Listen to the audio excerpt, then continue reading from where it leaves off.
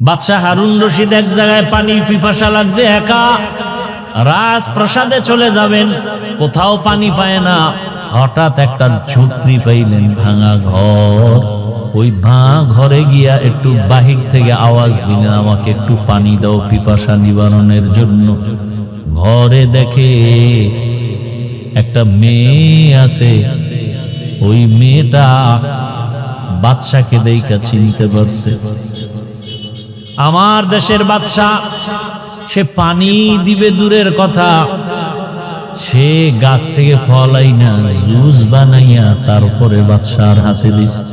এবার বাদশাহ হারুন রশিদ কয়, হেরে মা, তুমি আমাকে একটু পানি দিবা, কিন্তু পানির বদলে তুমি গাছের থেকে ফল আইনা জুস বানায় তুমি আমাকে দিলা, এরপরে পানি, তাও আবার তুমি শরবতের মতো বানায়া সাইকা দিলা চাকনি দিয়া, কারণ কি?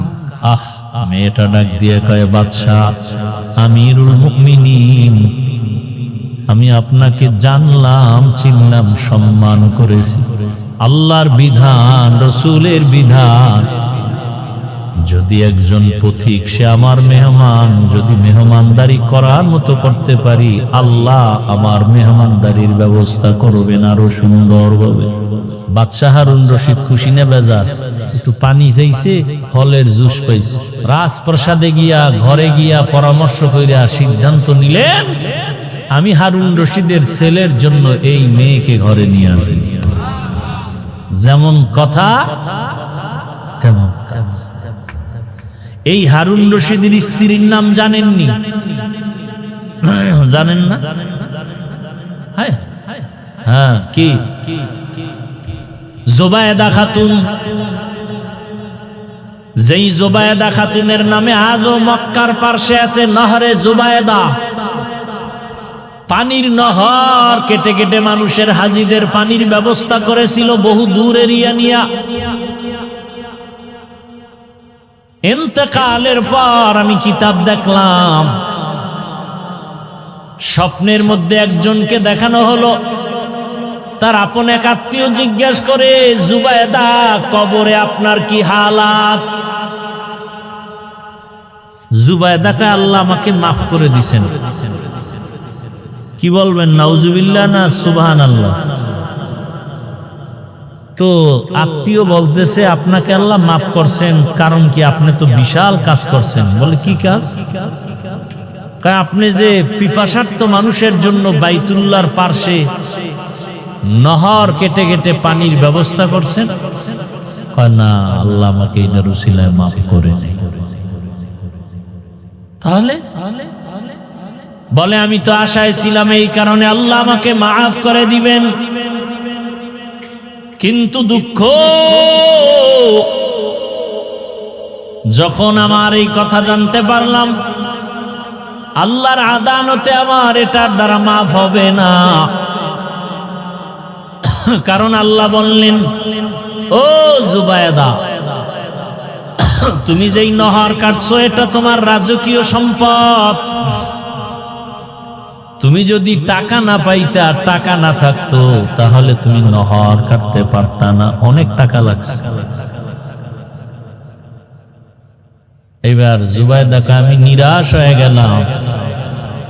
আল্লাহ কত দয়াময় রহমান, কত অসীম দয়ালু রহিম আমার আল্লাহ। এই মা বোনেরা আসেনি? মা বোনেরা ভালো করে শুনেন। বাদশা হারুন রশিদের স্ত্রী বিবি জুবায়েদা খাতুন অনেক দামি আল্লাহর বান্দি, যার ঘরে প্রতিদিন 100 মহিলা কাজ করত, সবাই কোরআনের হাফেজা। সে নিজেও কি কোরআনের হাফেজা। কেমন আল্লাহ তারে দিছেন, 24টা ঘন্টার সেকেন্ডে সেকেন্ডে তার ঘরে কোরআনের তেলাওয়াত। এরে আম্মা জান, আপনি তো জুবায়েদা না, তবে তার মতই তো নারী। আপনি কি পারেন না 5 ওয়াক্ত নামাজে 5টা সূরার তেলাওয়াত করবেন? ফজরের নামাজের পরে পড়বেন ইয়াসিন ওয়াল কুরআনিল হাকিম। যোহরের নামাজের পরে তেলাওয়াত করবেন সূরা ফাতাহ অথবা সূরা আর রহমান। আসরের নামাজের পরে তেলাওয়াত করবেন সূরা নাবা আম্মা ইয়াতাসাআলুন। মাগরিবের নামাজের পরে তেলাওয়াত করবেন সূরা ওয়াকিয়া ইযা ওয়াকাতিল ওয়াকিয়া লাইসা লিওয়াকাতিহা কাযিবা। এশার নামাজের পরে তেলাওয়াত করবেন সূরা মুলক তাবারাকাল্লাযী বিয়াদিহিল মুলক ওয়া হুয়া আলা কুল্লি শাইইন কাদির। পাঁচ ওয়াক্ত নামাজে কয় সূরা? এই সূরাগুলো যদি তেলাওয়াত করে রিজিকের সমস্যা থাকবে না, ঘরে কোনো মুসিবত থাকবে না, পরিবারে কোনো অশান্তি থাকবে না। জুবায়েদা খাতুন, এ তো পাঁচ ওয়াক্তে 5টা সূরা, আর জুবায়েদার ঘরে 24 ঘন্টা কোরআন তেলাওয়াত। ওই যে 100 মহিলা কোরআনে হাফেজা কর্মচারী, এক একজনকে ভাগ ভাগ কইরা দিছে, তুমি আধা ঘন্টা তেলাওয়াত করো, এরপরে কাজ করো, আর একজনে আধা ঘন্টা, এরপরে কাজ করবে, আর একজনে আধা ঘন্টা, এইভাবে ভাগ করে দিছে। অল টাইম কোরআন তেলাওয়াত। কোরআনের মতো মজার কোনো আওয়াজ নাই। যেই কোরআন দেখলে সওয়াব, পড়লে সওয়াব, তরজমা জানলে আরো সওয়াব। এরে আম্মা জান, মানুষ ফল খাইতে চায়, ফলের গাছ লাগানো লাগে। দুনিয়াতে যত ফল আসবে আমাদের লাইনে সব ফলের গাছ আপনারা মায়েরা। আম্মা জান, আপনার আখলাক ভালো, আপনার আদর্শ ভালো, তো আপনার থেকে সন্তান আসবে ভালো, আপনার দ্বারা সংসার সাজবে ভালো, বাগান হবে, ফল হবে সুন্দর, ঘর হবে শান্তির ঘর। আর এই ক্ষেত্রে একজন স্বামী, তারও অনেক দায়িত্ব আছে, কর্তব্য আছে। একজন স্বামী তার স্ত্রীকে ইবাদত করতে সুযোগ দিতে হবে। শুধু কাজ আর কাজের চাহিদা করলে হবে না। বাহিরে যেন মায়ের কষ্ট করতে না হয়, পুরুষটা সামাল দিবে, কমপ্লিট করবে, মহিলা ঘরে বসে ইবাদত করবে, স্বামীর জন্য দোয়া করবে। মহিলাদেরকে ভারী কাজ করতেই তো আল্লাহ পছন্দ করেন না, কারণে তাদেরকে আল্লাহ নরম শরীর দিয়া বানাইছেন। এর আম্মা জানেরা, জুবায়েদা খাতুন নিরাশ হয়ে গেল, নহর কাটছি, ওটা আল্লাহর কাছে পছন্দ হয় নাই। জুবায়েদা খাতুন কয়, আমি তো নিরাশ হয়ে গেলাম, আমার তো কবরে কি উপায় হবে? আম্মা জানেরা খেয়াল করে শুনেন। এবার জুবায়েদা বলে, আল্লাহ আমাকে বলে, জুবায়েদা তোমার আর একটা ছোট আমল আমার কাছে আছে, আমার কাছে ওইটা বড় পছন্দ হয়েছে, ওই ছিল তোমাকে আমি মাফ করে দিলাম। কি আমলটা শুনবেন? বিশেষ করে মা বোনদেরকে বলছি, আপনারাও মাদেরকে এটা শোনাবেন, আপনারাও এই আমলটা করুন। আল্লাহ কয়, জুবায়েদা তোমার একটা ছোট আমল আমার কাছে পছন্দ হয়েছে। কি? তুমি খানা খাইতে বসছো, খানা খাইতে বসার পরে খানার লোকমাটা মুখে দিবা, ঠিক মুখে দেওয়ার আগেই আজানের শব্দ শুরু হয়ে গেছে। তুমি লোকমাটা মুখের কাছে নিয়েও দেও নাই, লোকমাটা রেখে আজানের সম্মান বজায় রাখতে গিয়ে তুমি মাথার দোপাট্টা টেনে দিয়েছো। মহিলারা কিন্তু এটা করে। আজান, অনেক মহিলারা দুনিয়াদার জেডিও দিত, আজানের সময় গান চালায়, তুমি দোপাট্টা টেনে দিয়েছো। আজান তো আমার শব্দ, আল্লাহু আকবার, আমার নামকে তুমি সম্মানের নজরে দেখছো, আমিও, আমার কাছে এটা বড় ভালো লাগছে, আমি এই বরকতে তোমাকে মাফ করে দিলাম। আর আজানের সময় দোকানপাটে গান চলে, টেলিভিশন চলে, ওয়াজের মাইক বন্ধ করো, আজানের সময় যে এত আকাম চলে, এগুলি বন্ধের কোনো চিন্তা নেই। দেখেন সব মানুষের তুলনায় যাগো ঈমান ভালো, এগো পরীক্ষা আরো বেশি, মুসিবত আরো বেশি। সব ঈমানওয়ালাদের ভেতরে শ্রেষ্ঠ, আল্লাহর কাছে দামি, পছন্দ, মহব্বতের নবী আম্বিয়ায়ে কেরাম। হিসাব করে দেখেন, বয়ান টয়ান আপনারা যা শুনেন জানেন, নবীদের উপরে মুসিবত কম না বেশি? এই যে কোরবানি গেল কয়েকদিন আগে, কত বড় মুসিবত, পরীক্ষা আল্লাহর পক্ষ থেকে যে সন্তানকে ছুরি দিয়া জবাই করো। কি হবে না হবে জানি না। ইব্রাহিম নবী প্রশ্নটা বিপরীত কোনো কিছু জানতেও চাইলেন না, ছুরি নিয়ে রেডি সন্তানকে জবাই করার জন্য। আল্লাহ পাক বলেন, আমি মুসিবতে পরীক্ষা নিয়া ধৈর্যের পরীক্ষা নিব। পাশ করতে হলে এই পরীক্ষায় ধৈর্য লাগবে, না হয় পাশ করা যাবে না। নবীদের পরে আল্লাহর কাছে প্রিয় ক্রমান্বয়ে সাহাবায়ে কেরাম, মুসিবত বেশি, পরীক্ষা। আবার সব নবীদের শ্রেষ্ঠ নবী রহমাতুল্লিল, তার উপরে কঠিন পরীক্ষা, কঠিন। যে নবীজির কোনো গুনাহ, কি গুনাহ আছে আপনাদের জানা মতে? সন্দেহ করা যাবে? সেই নবীর পরীক্ষা কি? দুনিয়াতে আসার আগেই বাবাকে হারিয়ে ফেললেন।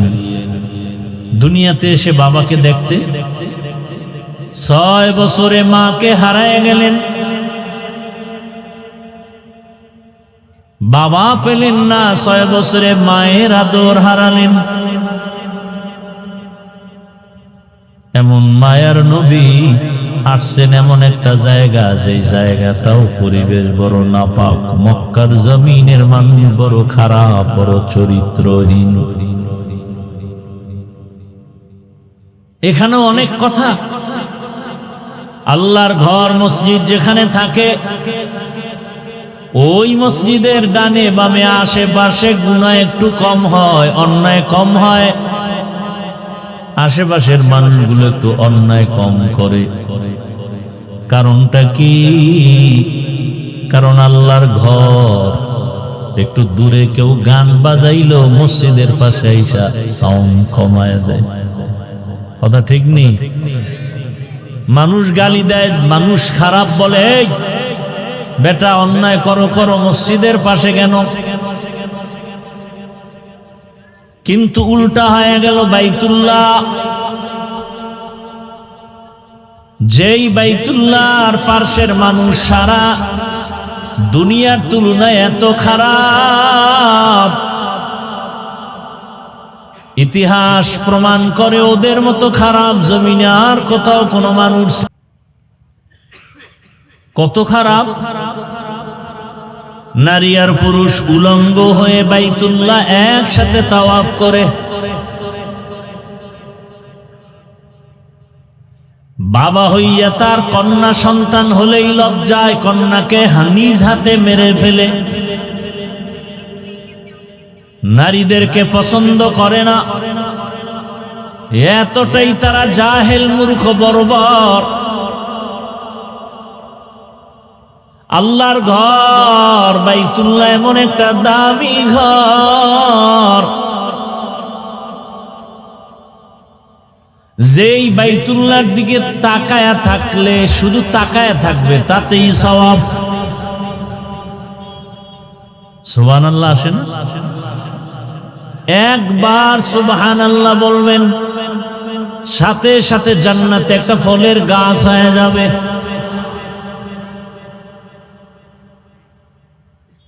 বাইতুল্লাহ এমন একটা ঘর, যেই ঘরের কিনারায় গিয়া একবার যদি বলে সুবহানাল্লাহ, 1,00,000 বার সুবহানাল্লাহর সওয়াব আল্লাহ দান করবেন। আতিনা ফি দারে দুনিয়া না হাসান, আতিনা ফি দারে উকবানা হাসান, ইয়া গিয়াসাল মুস্তাগীসিন ইহদিনা লাফতিখারা بالعلوم والغنى ہر گوری دینے کو تو تیار ہے جو نہ مانگے اس سے تو بیزار ہے ভাইরা আমার ওই বাইতুল্লাহর মানুষ কেন এত খারাপ মসজিদের আশেপাশের মানুষ বেশি তুলনামূলক খারাপ হতে পারে না ভালো থাকে অথচ শ্রেষ্ঠ ঘর যেই ঘরের মর্যাদা নিয়ে আল্লাহ কোরআনে বলেন ইন্না আউয়ালা বাইতিন উযিআ লিন-নাস লাল্লাযী বিবাক্কাতা মুবারাকান ওয়া হুদা মুবারাকান ওয়া হুদাল লিল-আলামিন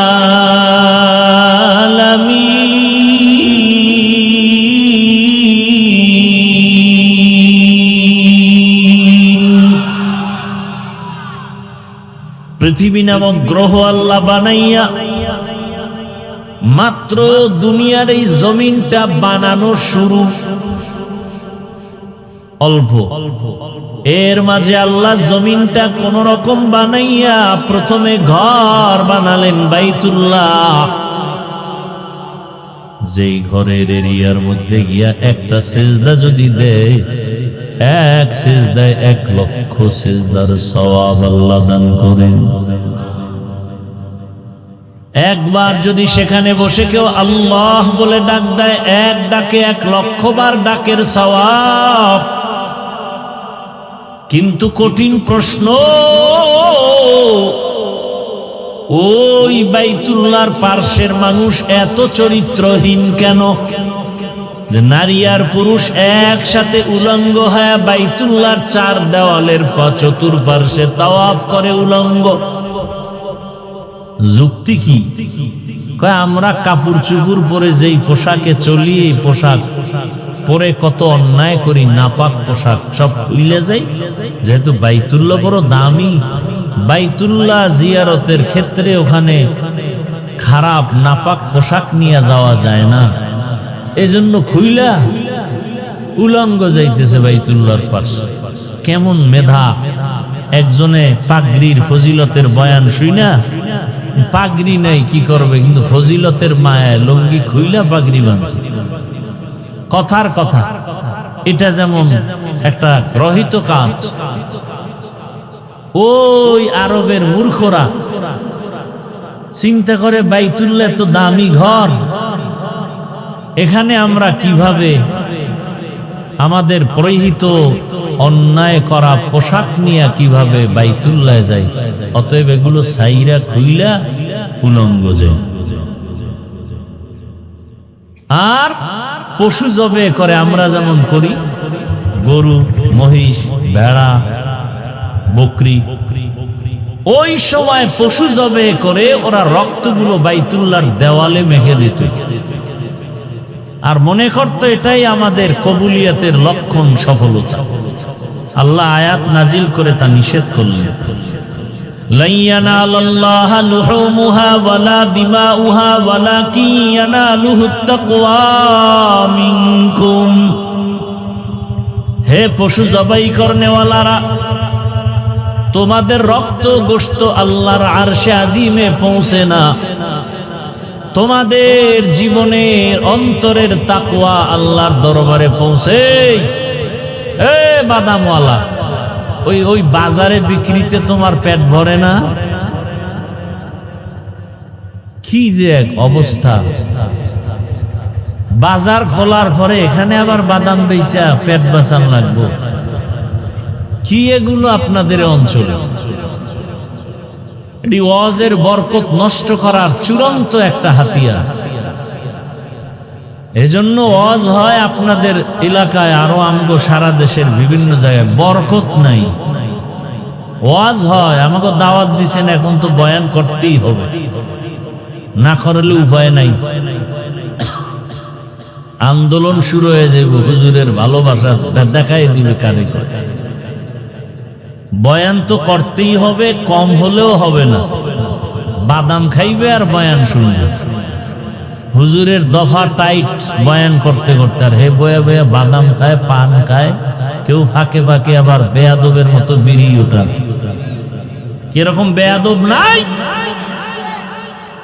ওয়াজে আইসা আবার বিড়ি টানে, কত বড় বেয়াদব! আল্লাহ হেদায়েত দান করুন। মহব্বতে বলেন আল্লাহুম্মা আমিন। আল্লাহ হেদায়েত দান করুন। কত বড় নির্লজ্জ আপনি চিন্তা করেন। ওয়াজের আশেপাশে বসে, ওয়াজের এরিয়া এসে বিড়ি টানে, কত বড় নির্লজ্জ! আর আপনারা ওয়াজের প্যান্ডেলে বসে পান খাবেন, চা খাবেন আর বাদাম খাবেন। এটা কিভাবে ওয়াজের আদব হয়? কিভাবে বরকত থাকে? এজন্য এখন ওয়াজে বক্তা বেড়েছে, শ্রোতাও বাড়ছে, হেদায়াত নাই, বরকত নাই। এ অশ্বিনা চলে যাবে, ফজর পড়বে না, শেষ, মসজিদ খালি। কোন দিন এমন হয় মুয়াজ্জিন আর ইমাম ছাড়া কেউ থাকে, মুসল্লি নাই। আর কেউ কেউ ভাবে নামাজ না পড়লেও আমগো ইমান ঠিক আছে, এর তার নামাজই লাগে না। আর বন্ডরা তো বইলেই ফেলায় গানে গানে, নামাজ পড়ো মুসল্লি, নামাজের কি রাখো ডর, যেই নামাজে জান্নাত পাবি সেই নামাজ কোথায় তোমার। এই তুমি যে নামাজে জান্নাত পাবা সেই নামাজ পড়ো। এই নামাজ পড়া মিছা কথা খাবা, নামাজ পড়া সুদ খাবা, এই নামাজে লাভ নাই। এজন্য বন্ডরা কিন্তু নামাজ পড়েই না। ওই কাবার ঘরে যায় লঙ্গি থুইয়া, পাগড়ি বান্ধে লঙ্গি দিয়া, অবস্থা এমন হইছে যেই নামাজে জান্নাত পাবা সেই নামাজ তোমার নাই, যেহেতু ওই নামাজ পড়ে লাভ নাই যে নামাজে সুদ ছাড়ে না। আরে এক রাত্রেই মানুষ ঘুমের থেকে ওইটা পত্রিকা পড়া শিখে না, সরে ও সরে আ ক খ এগুলো পড়তে পড়তে পড়তে পড়তে পড়তে পড়তে এক সময় সে পত্রিকা পড়া শিখে। ঠিক আল্লাহর ইবাদত, নামাজ এগুলো করতে করতে করতে করতে করতে করতে এক সময় নামাজটা নামাজের মতো হয়ে যায়, না পড়লে হবে না। আর ওই ভণ্ডর গোষ্ঠী, এরা উদ্দেশ্য হলো ওরা নামাজ পড়বে না, কারণ শীতের দিনে অজু বানাইতে তো অনেক কষ্ট। এরপরে তো এক চোরায় কইয়েই ফেলাইছিল, পাবলিকের মাইর খেয়ে আবার এখন দুনিয়ায় নাই, মরেই গেছে। নামাজ 5 ওয়াক্ত না, মাত্র 3 ওয়াক্ত। কত ধান্দাবাজি এই দুনিয়ায় চলে ধর্ম নিয়ে, বিশেষ করে আমার বাংলাদেশে ইসলাম নিয়ে এত ধোঁকাবাজি আর এত চালাকি দুনিয়ার কোন রাষ্ট্রে নেই, এই বাংলাদেশ ছাড়া। আল্লাহ হেদায়েত দান করুন। কি আপনাদের কষ্ট হইতেছে? তাহলে কথা বুঝলে আওয়াজ দিয়ে, বয়ান আপনাদের নিতে হবে, জোর করে করা যায় না। বয়ান হতে হলে আল্লাহর রহমত লাগে, আর শ্রোতাদের অন্তরের এক লাইনে একনিষ্ঠতার সাথে মহব্বত, ভালোবাসা লাগে। আপনাদের মহব্বত না থাকলে বয়ান আসবে না, হাজার চেষ্টা করলো আসবে। কত জায়গায় বয়ানে বসি, ঘন্টাকে ঘন্টা চলে যায়, টেরও পাওয়া যায় না। আর কোথাও বয়ানে বসলে বয়ান আসেই না। আল্লাহ মাহফিল শেষ দোয়া পর্যন্ত কবুল করেন। আল্লাহ তো বাইতুল্লাহর পার্শ্বের মানুষগুলো এতটা চরিত্রহীন, বাবা হইয়া কন্যাদেরকে এতটা পছন্দ করে যে আসলেই বাবা লজ্জায় বাজারে যায় না। একজন আল্লাহর বান্দার ইতিহাস তো স্পষ্ট হাদিসে আছে, নিজের কন্যা নিজ হাতে হত্যা করেছে। একটা না, দুইটা না, 100 কন্যা হত্যা করেছে। বড় কঠিন হালাত। নারীদের পছন্দ করে না, বিধবাদের পছন্দ করে না। কথা টানছিলাম কোন জায়গা থেকে, বাইতুল্লাহ গেছি, মনে আছে? আমার আজকের কথা শুরু হয়েছে মুসিবতে পরীক্ষা। আস্তে আস্তে আসছিলাম শ্রেষ্ঠ মুসিবত আসছে তার উপরে আল্লাহ যাকে বেশি ভালোবাসেন তিনি রহমাতুল্লিল আলামিন। তার উপরে এত কঠিন পরীক্ষা যে আল্লাহ এমন এক জায়গায় পাঠাইলেন যেই জায়গার পরিবেশগত মানুষগুলো কি খারাপ, চরিত্রহীন, বিবাহ শাদীর কোনো ভালাই নাই, অবাধে নারী পুরুষ চলাফেরা করে, জেনা করে। বাইতুল্লাহর মতো জায়গায় এমন হালাত, আল্লাহর রাসূলকে আল্লাহ সেখানে পাঠাইলেন। দীর্ঘ 40 বছর পর্যন্ত রাসূল কোনো দাওয়াতের কাজ করেন নাই। নবীজি 40 বছর পর্যন্ত কোনোদিন নামাজের কথা বলেন নাই, রোজার কথা বলেন নাই, কালেমার কথা বলেন নাই। 40 বছর পর্যন্ত দাওয়াতের কাজ বন্ধ। নবী বাইতুল্লাহর অদূরে হেরা পাহাড়ে গিয়া আল্লাহর ধ্যানে সময় কাটাইতেন। 40 বছর পার হয়ে যাওয়ার পর দয়াময় আল্লাহ নবীকে নবুয়তের সনদ নিয়ে কোরআন দিলেন। নবী কোরআন পাইয়া দাওয়াত শুরু করলেন, কুলু লা ইলাহা ইল্লাল্লাহ তুফলিহুন। যারা লা ইলাহা ইল্লাল্লাহ বলবা তোমরাই সফল। মান ক্বালা লা ইলাহা ইল্লাল্লাহ দাখালাল জান্নাহ। যারা লা ইলাহা ইল্লাল্লাহ অন্তরে বসায় দিবে তারা জান্নাতের মেহমান হয়ে যাবে। ইয়া ইলাহি মুঝসে মুঝকো দূর কর, তাকে দেখো मुझ में तुझको एक नजर। या इलाही तू मेरा माबूद है, या इलाही तू मेरा माशूक है। ओगो नबीर उम्मतेरा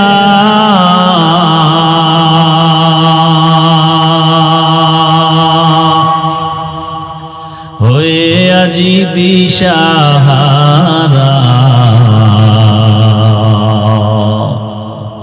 কোরআন হাদিসের চলো যখন যাহা চায় মনে। নবী বিনে কে তরবে প্রসিরত মিজানে, নবী বিনে কে তরবে প্রসিরত মিজানে। নবী আমার জীবন ভরে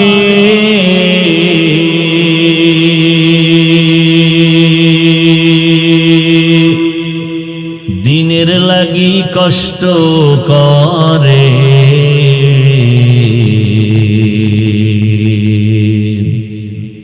দান দান শহীদ করিলেন উহুদেরই ময়দানে। নবী বিনে কে তরবে প্রসিরত মিজানে, নবী বিনে কে তরবে প্রসিরত মিজানে।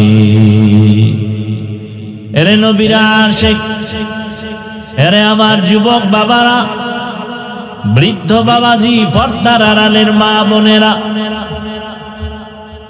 আল্লাহ যাকে বেশি ভালোবাসেন তাকে মুসিবতের পরীক্ষা নেন।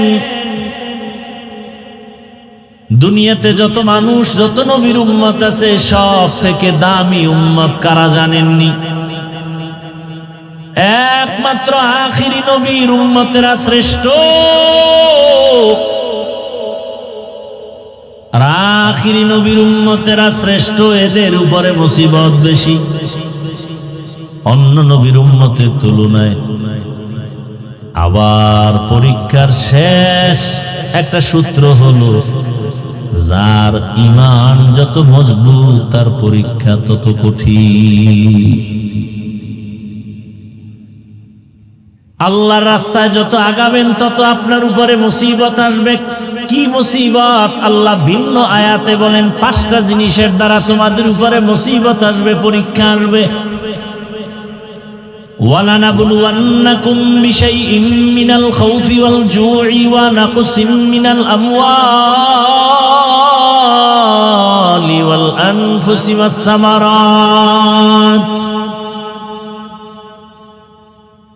1 নম্বরে ভয়ের মাধ্যমে পরীক্ষা হবে তোমার উপরে, ক্ষুধার মাধ্যমে পরীক্ষা, সম্পদের ঘাটতি, জীবনের ঘাটতি, ফলের ঘাটতির মাধ্যমে পরীক্ষা হবে তোমাদের উপরে।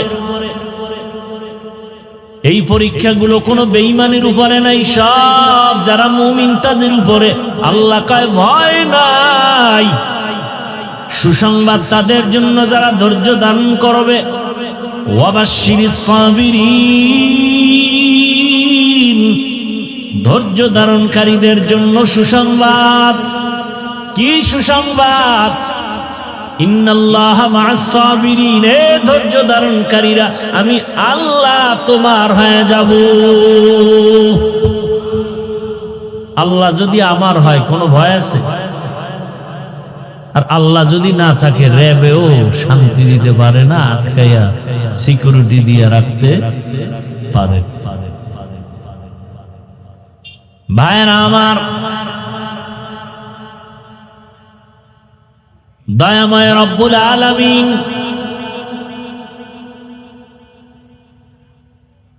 পাঁচটা জিনিসের দ্বারা পরীক্ষা নিবেন ধৈর্যের মাধ্যমে। ধৈর্য ধারণকারী তোমার সুসংবাদ, ইন্নামা ইউওয়াফাস সাবিরুনা আজরাহুম বিগাইরি হিসাব। ধৈর্য ধারণকারীরা তোমরা সুসংবাদ নাও, পরকালে আমি আল্লাহ তোমাদের বিনা হিসেবে জান্নাত দিয়া দিব। জান্নাত চাইনি, এই আল্লাহর বান্দারা, জান্নাত চাইনি হিসাব দিয়া না হিসাব ছাড়া, আল্লাহ কবুল করে। বেহেশত আযা কে আজারে নবাশত, কাসে রাবা কাসে কারে নবাশো। আল্লাহ তাআলা পরীক্ষা করেন যাকে বেশি ভালোবাসেন। এবার আপনারা আমাকে একটু জবাব দেন, আল্লাহ কি নামাজিকে বেশি ভালোবাসেন না বেনামাজিকে ভালোবাসেন? অতএব নামাজির উপরে মুসিবত বেশি আসবে। নবীজি অন্য এক হাদিসে বলেন, আদ-দুনিয়া সিজনুল মুমিন ওয়া জান্নাতুল কাফির। দুনিয়াটা মুমিনদের জন্য জেলখানা, জাহান্নামের মতো বেঈমানের জন্য বালাখানা, জান্নাতের মতো শান্তি। দুনিয়াটা মুমিনের জন্য মুসিবতের ঘর, বেঈমানের জন্য আরামের ঘর। যত শান্তি বেঈমানেরা দুনিয়ায় পাবে, পরকালে কিছুই নাই। আর মুমিন যারা ঈমানওয়ালা, এদের জন্য দুনিয়ায় কষ্ট, পরকালে বিনিময়ে শান্তির ঠিকানা জান্নাত। বেঈমান জান্নাত পাবে না। আল্লাহ তাআলা পরীক্ষা করবেন, তাকে বেশি ভালোবাসেন তাকেই। নামাজিওয়ালাকে আল্লাহ বেশি ভালোবাসেন, পর্দা করনেওয়ালাকে আল্লাহ বেশি ভালোবাসেন, সুন্নতের আমল করনেওয়ালাকে আল্লাহ বেশি ভালোবাসেন। আল্লাহ তাআলা বলেন, ইয়া আইয়ুহাল্লাযীনা আমানুস্তাঈনু বিস-সাবরি ওয়াস-সালাহ। ও মুমিন, ধৈর্য ধারণ করতে পারো না, ভালোবাসার স্কেলেও যেতে পারো না। তুমি যদি জান্নাত পেতে চাও, আল্লাহর পরীক্ষায় পাশ করতে হবে। পাশ করতে হলে ধৈর্য ধারণ করা লাগবে। তবে এই ধৈর্যের জন্য তুমি যদি সাহায্য না পাও চলবে না। আর সাহায্য প্রার্থনা তুমি করো, আমি আল্লাহর কাছে সাহায্য প্রার্থনা করো। সাহায্য চাইতেই হবে, নিতেই হবে, না হয় চলা যাবে না। দুনিয়ার নাইলেও অন্যের সাহায্য না থাকলে চলা যায় না। আখিরাতের লাইনেও অন্যের সহযোগিতা সাহায্য না থাকলে চলা যায় না। দুনিয়াতে আপনি এখান থেকে যদি সাতক্ষীরা যেতে চান, পায়ে হেঁটে যাবেন না মাধ্যম আছে গাড়ি? গাড়ি লাগবে না? নদীর মধ্যে মাছ আছে, ঘরে যদি আনতে চান মাছ ধরিয়া জালে আটকাইতে হবে, তারপরে আনবেন। ঘুমায় ঘুমায় পাবেন না। অন্যের সহযোগিতা ছাড়া হবে না। টাকাওয়ালা বসে বসে টাকার বাহাদুরি করলে হবে না।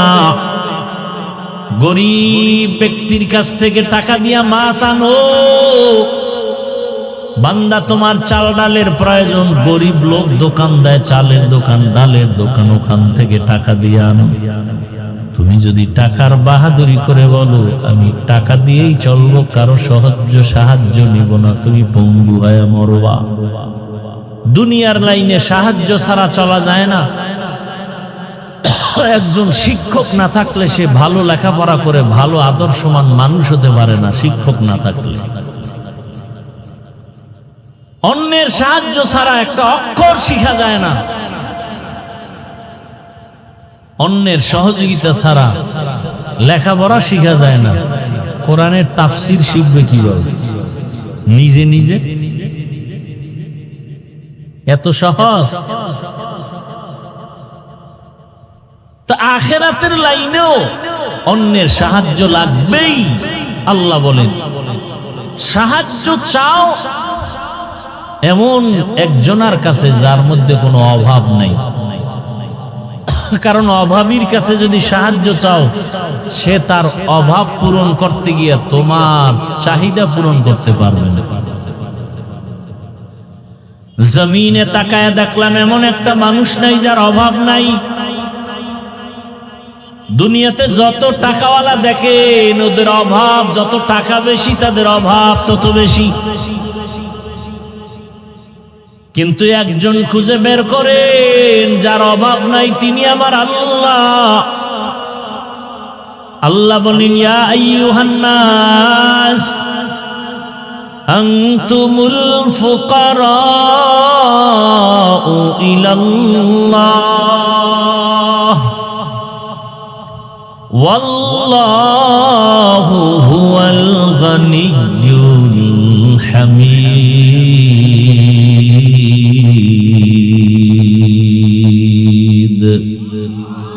गर तवक्कुल मी कुनी हर सुबह शाम,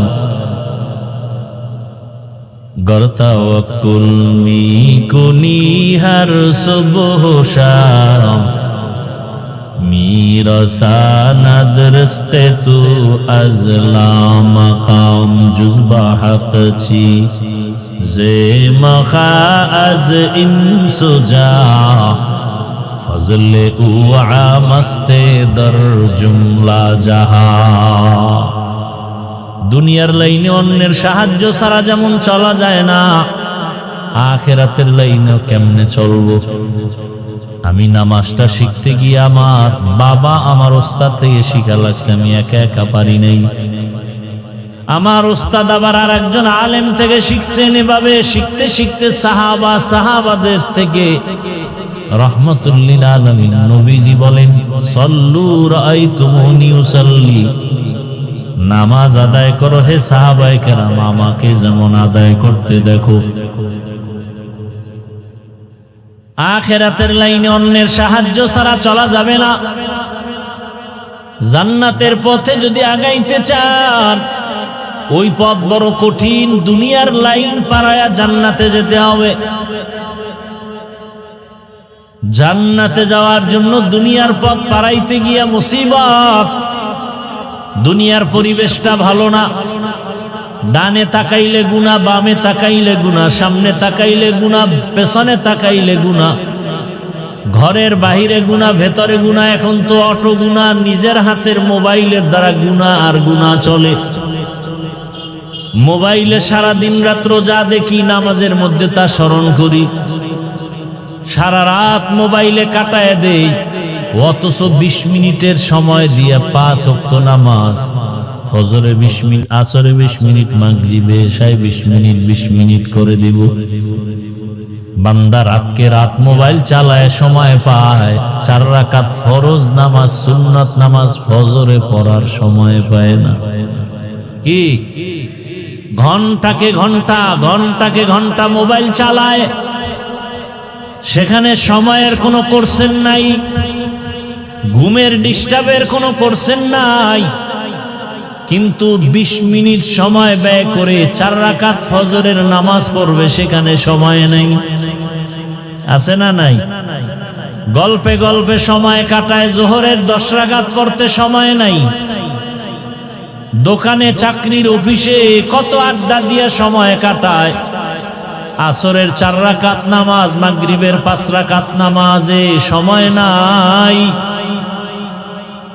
ও বান্দা, তুমি এটা পারবা না, সাহায্য নিতে হবে আমি আল্লাহর।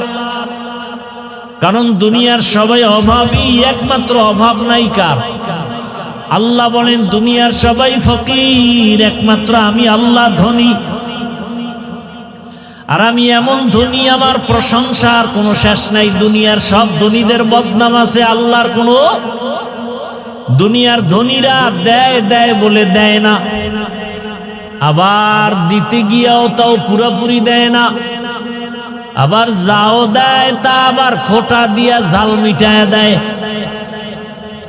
5,000 টাকা দিল 50,000 টাকার জাল মিটায় দেয়। বলে আরে আমি অমুকে আমার টাকায় চলে, মসজিদ আমার টাকায়, ওয়াজ মাহফিল আমার টাকায়। এইভাবে করে করে আবার জাল মিটাইয়া দেয়। আল্লাহ কয় আমি কারো খোটাও দেই না, এবং আমি আল্লাহ দিব দিব বলে দরজা বন্ধ করি না। ওয়া ইযা সাআলাকা ইবাদি আন্নী ফাইন্নী করিব উজিবু দাওয়াতাদ দাঈ ইযা দাআন ফালইস্তাজিবু লি ওয়াল ইউমিনু বি লাআল্লাহুম ইয়ারশুদুন।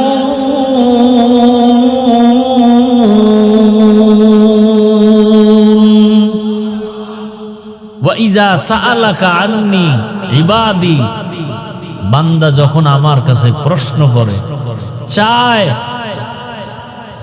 আল্লাহ কয় বান্দা তুই কই খুঁজো, আমি তো তোর কাছেই।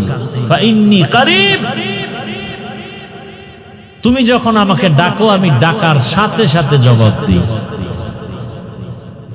অতি গভীর হয় রজনী যখন, নীরবে প্রভুর নাম জপিও তখন। প্রভুর করুণা যদি পাইবারে চাও, গভীর রাতে উঠে প্রভুর গুণগান গাও। এরে আমার আল্লাহর বান্দারা ও যুবক বাবারা, যৌবনের বাহাদুরি করতে গিয়া কত গুনাহ করছো। যৌবনের বাহাদুরি করতে গিয়া মনে চাইছে নামাজ পড়বা না, পড়ো নাই।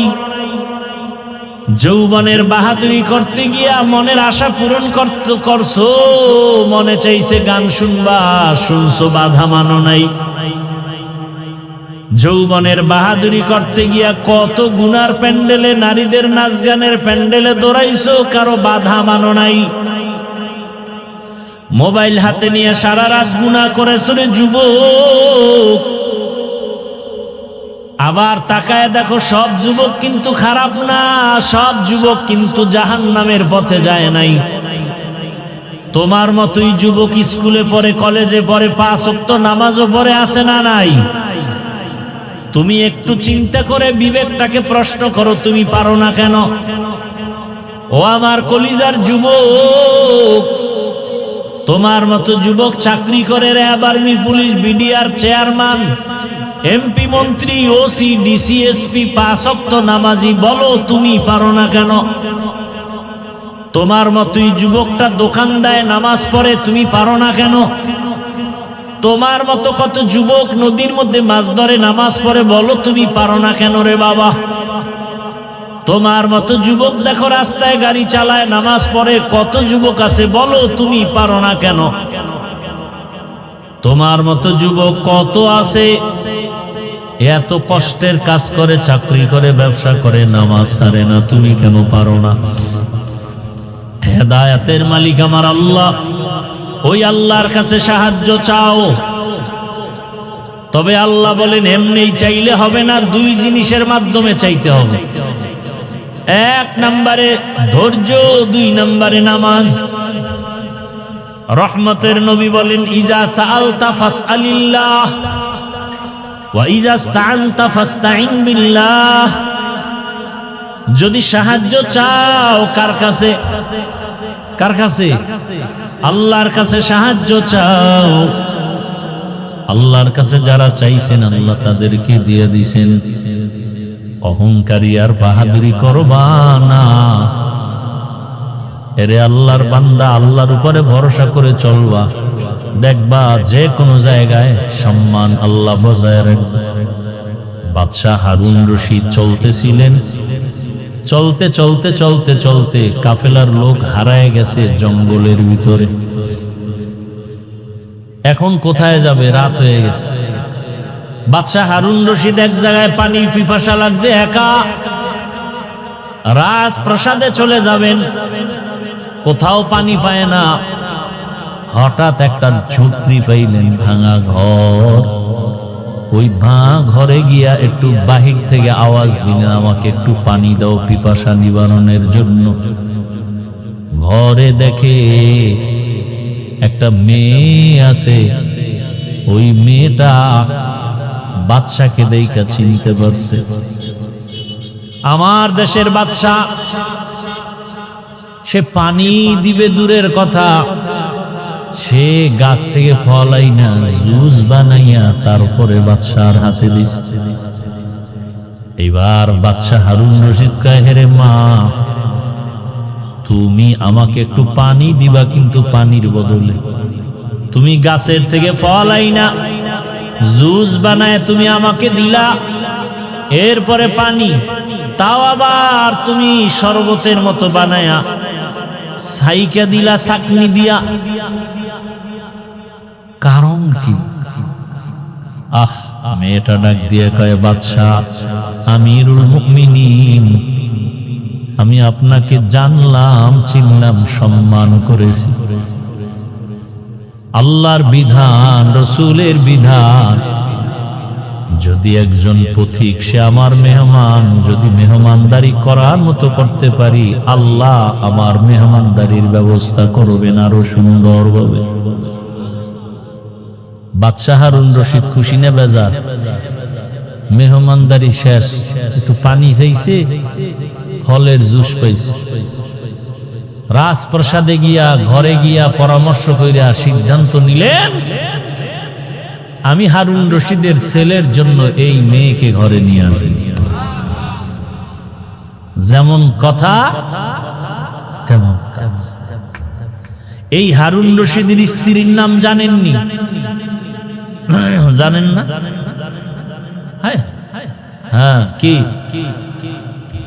জোবায়েদা খাতুন। যেই জোবায়েদা খাতুনের নামে আজও মক্কার পার্শ্বে আছে নহরে জোবায়েদা। পানির নহর কেটে কেটে মানুষের, হাজিদের পানির ব্যবস্থা করেছিল বহু দূর এরিয়া নিয়া। ইন্তেকালের পর আমি কিতাব দেখলাম, স্বপ্নের মধ্যে একজনকে দেখানো হলো, তার আপন এক আত্মীয় জিজ্ঞেস করে, জুবায়েদা কবরে আপনার কি হালাত? জুবায়েদাকে আল্লাহ আমাকে মাফ করে দিছেন। কি বলবেন, নাউজুবিল্লাহ না সুবহানাল্লাহ? তো আত্মীয় বলতেছে আপনাকে আল্লাহ মাফ করছেন, কারণ কি? আপনি তো বিশাল কাজ করছেন। বলে কি কাজ? আপনি যে পিপাসার্ত মানুষের জন্য বাইতুল্লাহর পার্শ্বে নহর কেটে কেটে পানির ব্যবস্থা করছেন। না, আল্লাহ আমাকে এটার উসিলায় মাফ করে নেই। তাহলে বলে আমি তো আশায় ছিলাম এই কারণে আল্লাহ আমাকে মাফ করে দিবেন,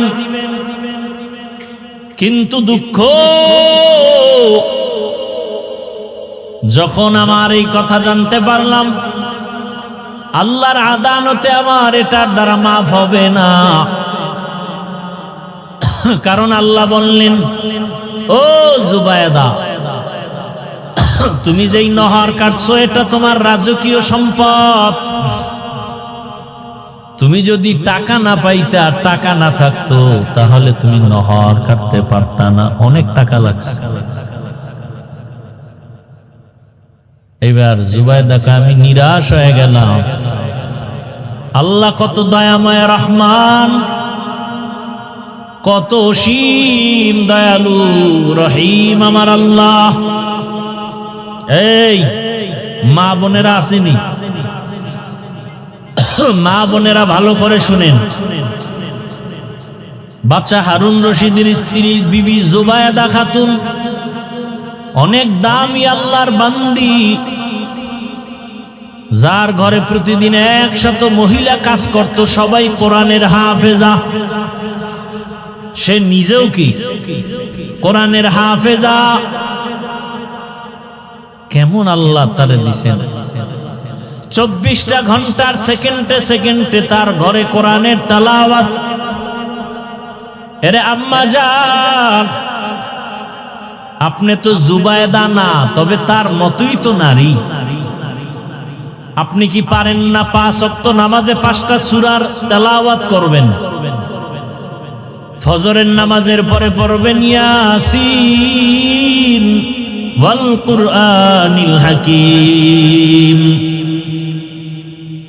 যোহরের নামাজের পরে তেলাওয়াত করবেন সূরা ফাতাহ অথবা সূরা আর রহমান। আসরের নামাজের পরে তেলাওয়াত করবেন সূরা নাবা আম্মা ইয়াতাসাআলুন। মাগরিবের নামাজের পরে তেলাওয়াত করবেন সূরা ওয়াকিয়া, ইযা ওয়াকাতিল ওয়াকিয়া লাইসা লিওয়াকাতিহা কাযিবা। এশার নামাজের পরে তেলাওয়াত করবেন সূরা মুলক, তাবারাকাল্লাযী বিয়াদিহিল মুলক ওয়া হুয়া আলা কুল্লি শাইইন কাদির। 5 ওয়াক্ত নামাজে কয় সূরা? এই সূরাগুলো যদি তেলাওয়াত করে রিজিকের সমস্যা থাকবে না, ঘরে কোনো মুসিবত থাকবে না, পরিবারে কোনো অশান্তি থাকবে না। জুবায়দা খাতুন, এ তো 5 ওয়াক্তে 5টা সূরা, আর জুবায়দার ঘরে 24 ঘন্টা কোরআন তেলাওয়াত। ওই যে 100 মহিলা কোরআনে হাফেজা কর্মচারী, এক একজনকে ভাগ ভাগ কইরা দিছে, তুমি আধা ঘন্টা তেলাওয়াত করো, এরপরে কাজ করো। আর একজনে আধা ঘন্টা, এরপরে কাজ করবে। আর একজনে আধা ঘন্টা, এইভাবে ভাগ করে দিছে। অল টাইম কোরআন তেলাওয়াত। কোরআনের মতো মজার কোনো আওয়াজ নাই। যেই কোরআন দেখলে সওয়াব, পড়লে সওয়াব, তরজমা জানলে আরো সওয়াব। এরে আম্মা জান, মানুষ ফল খাইতে চায়, ফলের গাছ লাগানো লাগে। দুনিয়াতে যত ফল আসবে আমাদের লাইনে, সব ফলের গাছ আপনারা মায়েরা। আম্মা জান, আপনার আখলাক ভালো, আপনার আদর্শ ভালো, তো আপনার থেকে সন্তান আসবে ভালো, আপনার দ্বারা সংসার সাজবে ভালো, বাগান হবে, ফল হবে সুন্দর, ঘর হবে শান্তির ঘর। আর এই ক্ষেত্রে একজন স্বামী, তারও অনেক দায়িত্ব আছে, কর্তব্য আছে। একজন স্বামী তার স্ত্রীকে ইবাদত করতে সুযোগ দিতে হবে। শুধু কাজ আর কাজের চাহিদা করলে হবে না। বাহিরে যেন মায়ের কষ্ট করতে না হয়, পুরুষটা সামাল দিবে, কমপ্লিট করবে। মহিলা ঘরে বসে ইবাদত করবে, স্বামীর জন্য দোয়া করবে। মহিলাদেরকে ভারী কাজ করতেই তো আল্লাহ পছন্দ করেন না, কারণে তাদেরকে আল্লাহ নরম শরীর দিয়া বানাইছেন। এর আম্মা জানেরা, জুবায়দা খাতুন নিরাশ হয়ে গেল। নহর কাটছি, ওটা আল্লাহর কাছে পছন্দ হয় নাই। জুবায়দা খাতুন কয়, আমি তো নিরাশ হয়ে গেলাম, আমার তো কবরে কি উপায় হবে? আম্মা জানেরা খেয়াল করে শুনেন। এবার জুবায়েদা বলে, আল্লাহ আমাকে বলে, জুবায়েদা তোমার আর একটা ছোট আমল আমার কাছে আছে, আমার কাছে ওইটা বড় পছন্দ হয়েছে, ওই ছিল তোমাকে আমি মাফ করে দিলাম। কি আমলটা শুনবেন? বিশেষ করে মা বোনদেরকে বলছি, আপনারাও মাদেরকে এটা শোনাবেন, আপনারাও এই আমলটা করুন। আল্লাহ কয়, জুবায়েদা তোমার একটা ছোট আমল আমার কাছে পছন্দ হয়েছে। কি? তুমি খানা খাইতে বসছো, খানা খাইতে বসার পরে খানার লোকমাটা মুখে দিবা, ঠিক মুখে দেওয়ার আগেই আজানের শব্দ শুরু হয়ে গেছে। তুমি লোকমাটা মুখের কাছে নিয়েও দেও নাই, লোকমাটা রেখে আজানের সম্মান বজায় রাখতে গিয়ে তুমি মাথার দোপাট্টা টেনে দিয়েছো। মহিলারা কিন্তু এটা করে। আজান অনেক মহিলারা দুনিয়াদার জেডিও দিত আজানের সময় গান চালায়, তুমি দোপাট্টা টেনে দিয়েছো। আজান তো আমার শব্দ, আল্লাহু আকবার, আমার নামকে তুমি সম্মানের নজরে দেখছো, আমিও আমার কাছে এটা বড় ভালো লাগছে, আমি এই বরকতে তোমাকে মাফ করে দিলাম। আর আজানের সময় দোকানপাটে গান চলে, টেলিভিশন চলে, ওয়াজের মাইক বন্ধ করো। আজানের সময় যে এত আকাম চলে, এগুলি বন্ধের কোনো চিন্তা নেই। ও আমার যুবক বাবারা, পর্দার আড়ালের মা বোনেরা, আপনাদের মতো কত মা 5 ওয়াক্ত নামাজ পড়ে, পর্দা করে, স্বামীর মাল হেফাজত করে, অভাব নাই। ও আমার যুবক বাবারা, অনুরোধ করি তওবা করে নাও। বৃদ্ধ বাবাজি, আপনাদের মতো কত বুড়ারা নামাজ পড়ে, মসজিদে যায়, আপনারা পারেন না কেন? আপনার ঘর কেন সুন্দর না? আপনার স্ত্রী কেন পর্দা করে না? আপনি কেন পর্দায় রাখেন না? আপনি পর্দা করেন না কেন? আপনি তো একজন ঘরের দায়িত্বশীল গার্ডিয়ান, আপনাকেও দায়িত্ব বজায় রেখে একটা সন্তানকে আপনি ডাক্তার বানাবেন, ইঞ্জিনিয়ার বানাবেন। সেই পরিবেশটা ঘরের মধ্যে সাজায় দেন। ডাক্তার হলেও যেন কোরআন তেলাওয়াত করে। কোরআন তেলাওয়াত করেনওয়ালা ডাক্তারের অভাব নাই। কোরআন তেলাওয়াতকারী নামাজি ইঞ্জিনিয়ারের অভাব নাই। অতএব পেছনের গুনাহ থেকে তওবা করেন। হে যুবক, আল্লাহর কাছে মনে মনে বলেন, হে আল্লাহ, তোমার কাছে সাহায্য চাই। আজকে থেকে ধৈর্যের মাধ্যমে নামাজ আদায় করবো, আর নামাজ ছাড়বো না, বেপরদায় চলবো না, দাড়ি কাটবো না, মা বাবার সাথে বেয়াদবি করবো না। ওলামায়ে কেরামের দোয়া নিয়া, মা বাবার দোয়া নিয়া, শিক্ষকের দোয়া নিয়া চলবো, গুনার থেকে বেঁচে থাকবো। জীবনে তো কম গুনাহ করি নাই।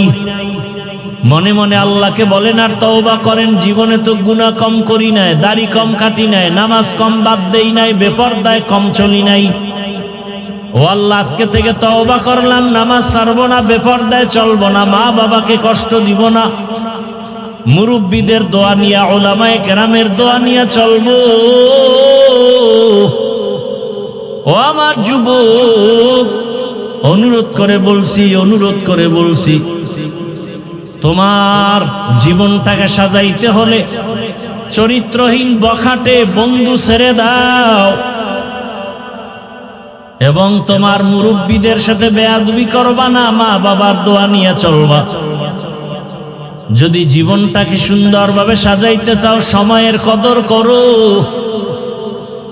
গুনাহের থেকে নিজেকে বাঁচাও, বিশেষ করে মোবাইল থেকে নিজেকে দূরে রাখো। দেখবা চরিত্র সুন্দর হয়ে যাবে। না হয় এক মোবাইলে তোমার দুনিয়ার জীবন নষ্ট, আখিরাত নষ্ট হয়ে যাবে। আল্লাহর কাছে খাঁটি অন্তরে তওবা করার যাদের নিয়ত আছে, দুটো হাত আল্লাহকে দেখায়া দেই। আয় আল্লাহ, হাতগুলো কবুল করে নেন, তওবা কবুল করে নেন। তওবার উপরে মজবুত হইয়া চলার তৌফিক আমাদের দান করেন, আমিন। আলহামদুলিল্লাহি রাব্বিল আলামিন, ওয়াসসালাতু ওয়াসসালামু আলা সাইয়্যিদিল আম্বিয়া ওয়াল মুরসালিন ওয়া আলা আলিহি ওয়া আসহাবিহি আজমাইন ইয়া আরহামার রাহিমিন। আর আমি তো অনেক মাহফিলে বলি, মাহফিল দিবেন 1 ঘন্টা 2 ঘন্টার জন্য, বাজার কেন আলাদা? আবার আলাদা বাজার কেন? হ্যাঁ, যেগুলো সব সময় পাওয়া যায় না, আতর, টুপি, রুমাল, মেসওয়াক, পাগড়ি, জায়নামাজ, এগুলো সহসা আপনাদের হাতের নাগালে পাওয়া যায় না, হয়তো বড় বাজারে যেতে হয়। কিন্তু নিত্য প্রয়োজনীয় যা পাওয়া যায় এগুলো এখানে কেন? এমনকি খেলনার দোকান পর্যন্ত ওয়াজের প্যান্ডেলে। লজ্জা থাকা দরকার।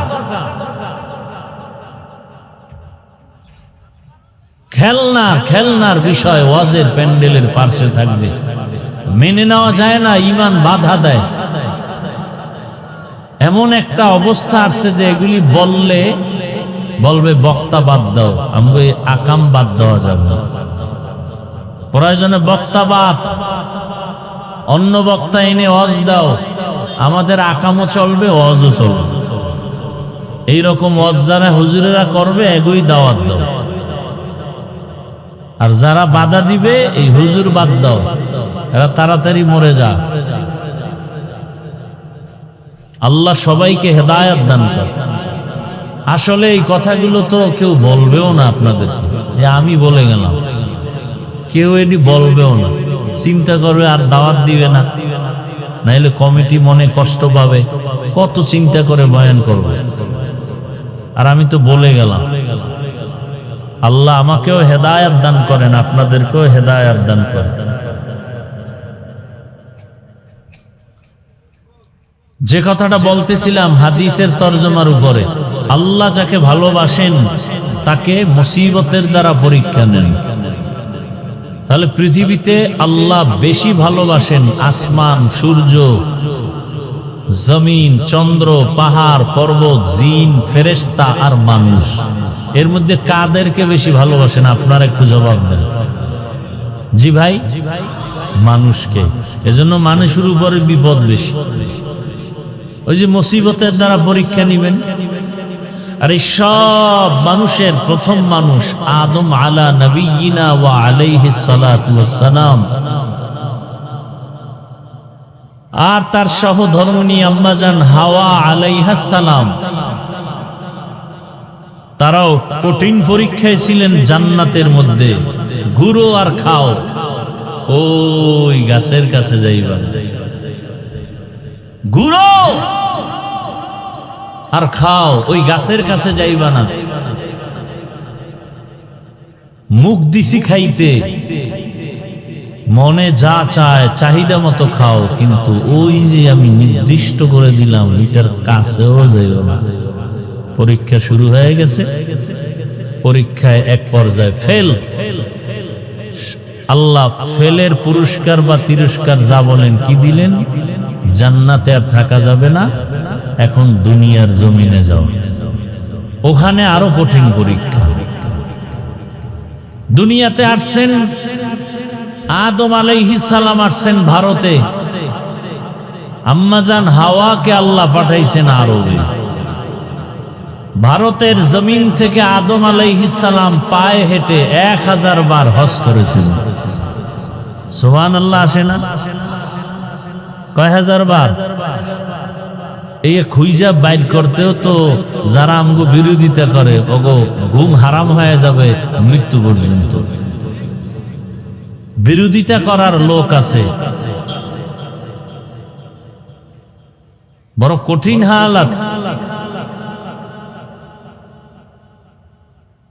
আদম আলাইহিস সালামের সাথে আম্মাজান হাওয়ার দুনিয়ার লাইনে আসার পরে দেখা হলো, মারেফত হলো, পরিচয় লাভ হলো আরাফার ময়দান। কোথায়? সংসার শুরু হয়ে গেল। রাতারাতি না, মাঝখানে অনেক সময় চলে গেছে। আল্লাহ যাকে বেশি পছন্দ করেন তাকে পরীক্ষা নিবেন মুসিবতের দ্বারা। তার প্রমাণ হাদিস থেকে দিচ্ছি। মানুষের মধ্যে মুসিবত বেশি, অন্য প্রাণীদের এত মুসিবত নাই, জিনের নাই, ফেরেশতাদের নাই, অন্যান্য প্রাণীর নাই, মুসিবত যা মানুষের।